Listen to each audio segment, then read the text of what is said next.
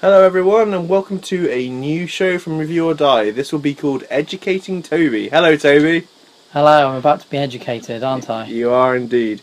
The main concept of this show will basically be me picking one of my favourite films, or film at least I've seen and really enjoyed, and sharing it with Toby. Obviously he not having seen it before, and he'll give us his opinion. Now, a lot of these films will probably be cult films or maybe films from my childhood that Toby didn't get a chance to see, or maybe he's probably heard a lot of them from me anyway. Like the one that comes to my show would be Back to the Future. Yeah, I know that. I do appreciate that's a cardinal sin of cinema that I haven't seen that. So there's a few of yours. There are a few, glaring omissions, which we can add to this. Add to the list series. We also will be planning to do an educating riser as well. I'm sure there'll be some things that you need to share with me that I've yet to experience. Anyway, for the first episode, Toby, we watched 5 centimeters per second, didn't we? We did, yes, yeah. 5 centimeters per second is a short film, about an hour in length. It's an animated film, an anime, by Makoto Shinkai, who's well known for doing Voices of a Distant Star and The Place Promised in Our Early Days. The main premise of 5 centimeters per second is a setup of two characters, a boy and a girl who grow up together through school. They fall in love. Nothing's really done about their feelings, and then they have to move apart. Life takes them away from each other, and they're constantly drawn to try and get back together, but through a series of problems, be it with technology or just lifestyle, they're pulled further and further apart.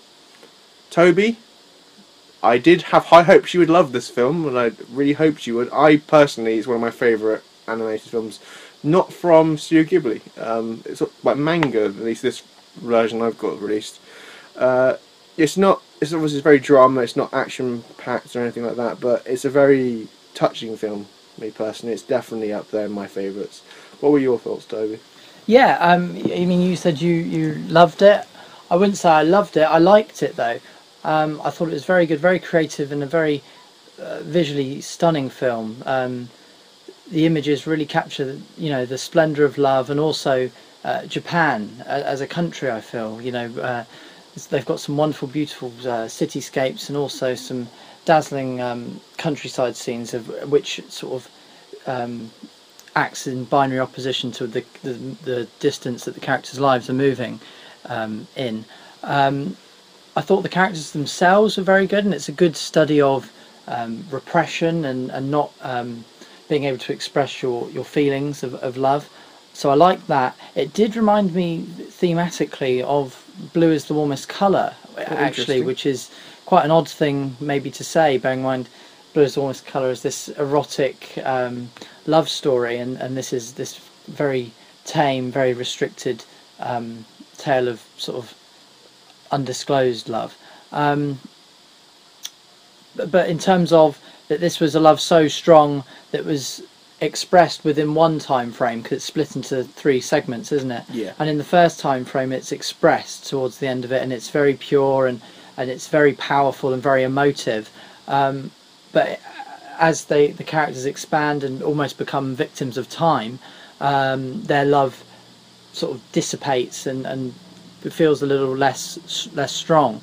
And blue is the warmest colour. I think that's also probably the same. You know, they've got this very strong connection at the start and throughout the course of their love, and then they realise in their lives that that is the only love that they want to express for each other. But in that film, they become victims of time, because one obviously wants to study a teaching sort of pathway, and the other's more of an artistic pathway. So their ambitions curtail their love, and I think that's very similar here. The ambitions, both academically of the main characters and also economically of the main characters, sort of supersede what actually happens between them in their hearts. So it's a lovely story, very well told. I can see why you think Shinkai is the next Miyazaki. I think you mentioned before, which almost sold it to me instantly, really, because you know, as a massive fan of him, his style is very much like Miyazaki.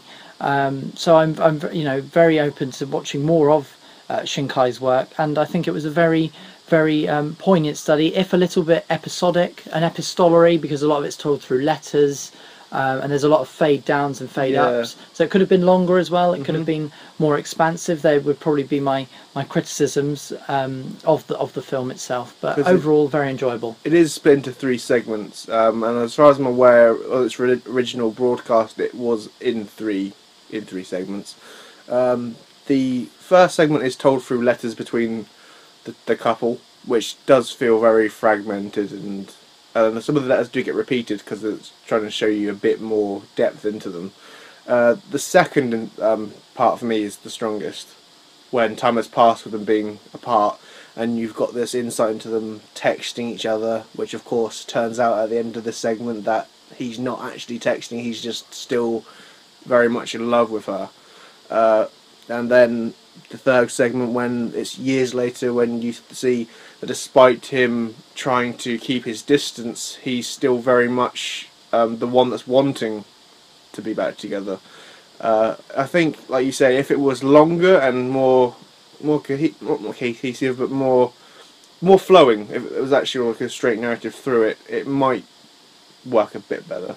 I think it would, if it was longer, because it would have that depth to proceed through it with, you know, from the beginning of their love right to the end of it. Here we've got, it almost ebbs and flows upwards and downwards, and there's lots of fade ins and fade outs, and which obviously convey the time's passing, but sometimes you're unsure of how much time is actually passing between them. So it would be nice if it was more conventionally chronological, I'd say, rather than episodic between the 3 segments. I'm glad you enjoyed it, though. A very good start to this new series, I would say, and I thoroughly recommend it. You know, if anyone's into anime, it's not very well heard of. I mean, I hadn't heard of it before. No. So do check it out. I hadn't seen any trailers before. This is from 2007, so it's a few years old now. But I didn't see much about it before its release. I just managed to pick it up in HMV for a very cheap price. So, and I'm glad I did. And that's how I learnt of Makoto Shinkai.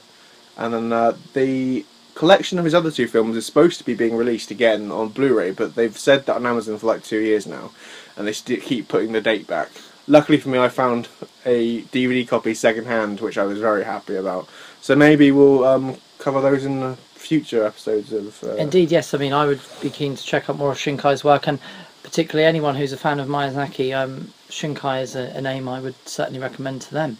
In case people are wondering, we'll put out 5 centimeters per second as the title, because at the beginning of the film they are in autumn and the cherry blossoms are falling, and she points out that the cherry blossoms fall at 5 centimeters per second. So that's where the title comes from. I always have to say that because people get annoyed if they don't know what the title's about, I find. Essentially, it intrigued me more than annoyed me. So. I mean, like when you watch a film and then you go, "Why was it called that?" Yeah. That annoys the hell out of me. Yes. Well, hopefully we'll be back for another one very, very soon. Yes. Educating either one of us. Of course, if you have any suggestions, we're very open to that, aren't we? Yeah, of course. If you've got, it could be anything, something recent, something you remember from your own childhood, anything, just anything you think that we might have missed. It could be, if we haven't both seen it, we'll educate both of us. Indeed, yes. Educating, review or die. Yes, exactly. So let us know on either Twitter, Facebook, or on the YouTube channel if you've got any suggestions. Excellent, that's great. Yeah, so until next time. Bye bye. See you soon.